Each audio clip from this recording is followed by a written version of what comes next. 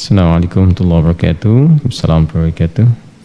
Izin bertanya, di tahun 2012 saya membeli rumah dengan cara kredit via bank X, saya tidak perlu sebutkannya.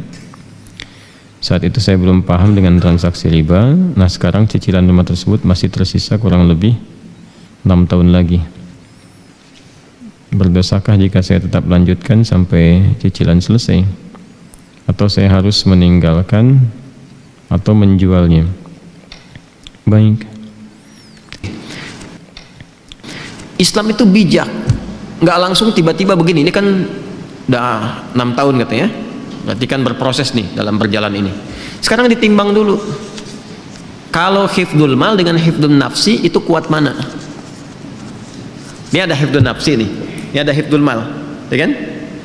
Baik, antara hifdzul nafsi bertemu dengan hifdzul mal, yang paling kuat yang mana? Menjaga jiwa atau menjaga harta? Paling gampangnya gini lah, mencuri itu haram nggak? Apa? Haram ya. Kata orang semua mencuri itu haram kecuali mencuri hati anak bapak mertua dia. Dengan cara yang dibenarkan.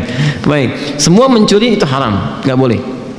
Gimana kalau ada orang lapar, sangat lapar, yang jika dia tidak mengonsumsi sesuatu, resiko kepada jiwanya.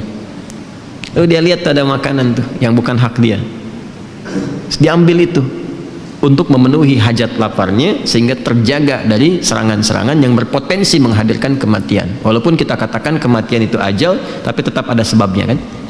Baik, apa hukumnya mengambil barang bukan punya orang lain untuk menjaga nyawa misalnya di situ? Tuh, itu ada detailnya lagi, ada detailnya. Nggak bisa langsung disampaikan boleh, entar berapa juta orang pada mencuri itu. Ya nggak bisa begitu, ada turunannya lagi. Itu pernah kejadian di masa Umar bin Khattab. Ya, saking terpaksanya dia mencuri, mengambil buah atau makanan tertentu, dan ketika akan dikisos disampaikan kisahnya, dimaafkan, ma'adzur. Ya, malah balik mengevaluasi, nangis itu. Luar biasa nih presiden nangis kan. Takut dihisab sama Allah karena ada satu rakyatnya yang kelaparan. Saking takutnya gitu. Ya, sampai kan terkenal kalimat Umar itu, kalaupun ada kambing di satu wilayah terpencil di bagian kekuasaan yang aku pegang, kemudian kakinya terpeleset aku nggak tahu, itu diistighfarin sama Umar, karena khawatir ketika kambing itu mati nggak bisa dikonsumsi sama yang punyanya dan menjadikan dia kelaparan. Itu sampai ke situ mikirnya. Ya, itu menurut saya sejarah Umar tuh patut ditiru. Anda kalau mau jadi pemimpin tuh keluarkan tuh fikihnya Umar itu, dan itu akan luar biasa tuh, luar biasa dahsyatnya. Nah, ini yang saya maksudkan. Kenapa saya ilustrasikan itu dulu untuk menarik ke sini. Anda kalau berhenti di sini saat ini, masuk kategori darurat nggak gitu? Ya, kalau diputus nih, putus misalnya, dah selesai.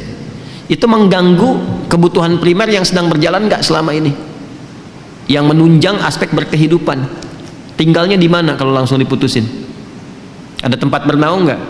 Nggak boleh ujug-ujug begini, tinggalin tuh. Tiba-tiba nanti nggak ada penopang sementara waktu pada saat itu yang disiapkan dan menjadikan kemudian lebih sulit dari sebelumnya sehingga mengganggu keberhidupan. Ini konstruksi ini nggak disampaikan sama beberapa penceramah yang menyampaikan dengan jawaban dari pertanyaan serupa.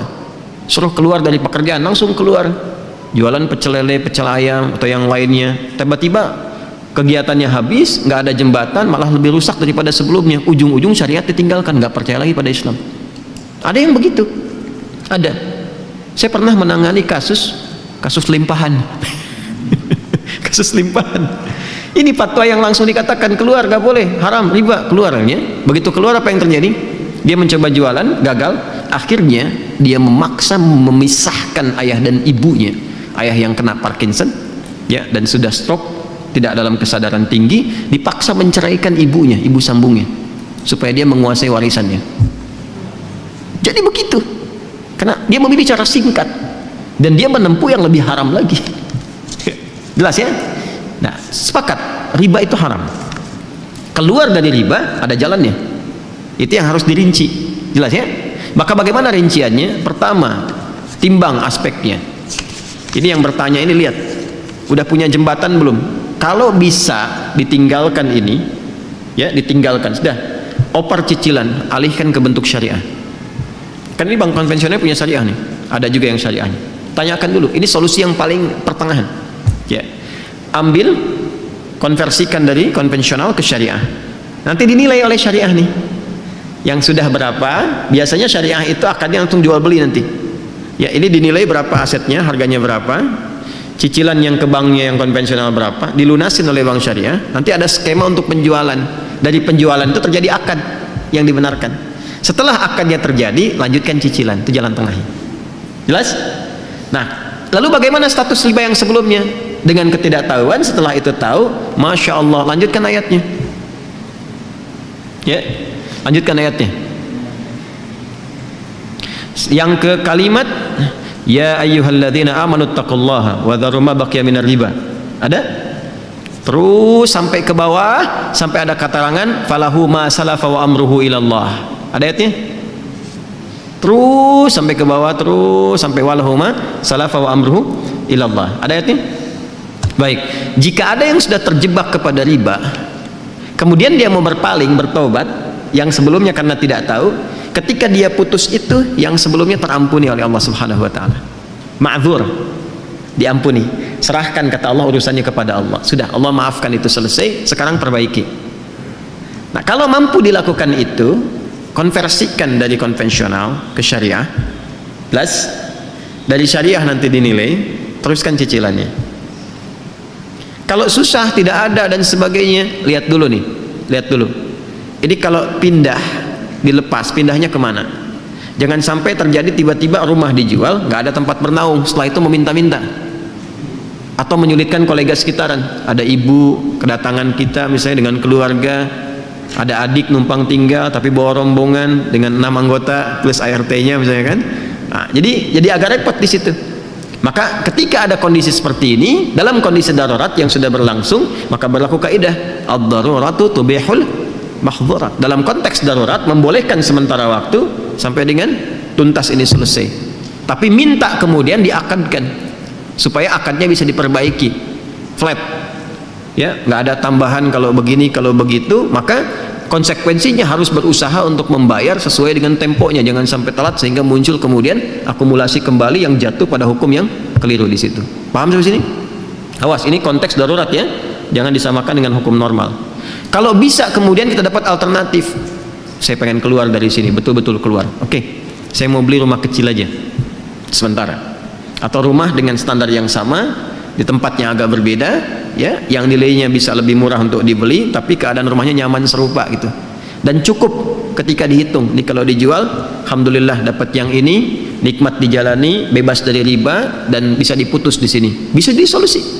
Kalau itu bisa dilakukan, nanti janji Allah akan mengganti yang itu dengan yang berlipat lagi. Ya, paham ya? Nah, itu 3 bagian ini yang harus saya terangkan. Tinggal melihat ini yang bertanya kepada keadaan dirinya. Jelas ya? Jadi sekali lagi, timbang ke keadaan dirinya. Kalau sekiranya bisa dikonversikan kepada syariah lebih bagus. Kalau sifatnya kemudian darurat, maka diselesaikan apa yang harus menjadi kewajibannya ini, sambil banyak beristighfar kepada Allah Subhanahu wa taala dan mohon solusi kepada Allah, ya, dari sambil proses berjalan sehingga diberikan naungan-naungan, pijakan yang kuat untuk segera meninggalkan itu. Kemudian yang ketiga, kalau ada tempat yang bisa digunakan untuk jadi alternatif, jadi pilihan lebih bagus, jalani itu. Dan jangan gengsi ya, gengsi itu hanya status kemanusiaan aja. Tetap kalau udah meninggal sama juga. Anda mau yang di komplek, orang bilang kota dengan kampung, tetap meninggal dikuburnya di mana? Tanah juga. Jelas ya? Saya kira saya sudah jawab ini ya. Jadi tinggal mengukur, dipraktekkan. Mohon izin, agama itu harus komplit disampaikan. Kalau enggak jadi bencana nantinya. Nggak bisa kita, oh ini ambigu, yang jelas aja yang mana. Yang jelas itu yang saya terangkan. Jelas ya? Yang jelas itu yang saya terangkan. Nanti pilih di mana yang paling berkesesuaian untuk kita saat ini, itu yang ditempuh. Itu jadi jembatan. Paham? Baik.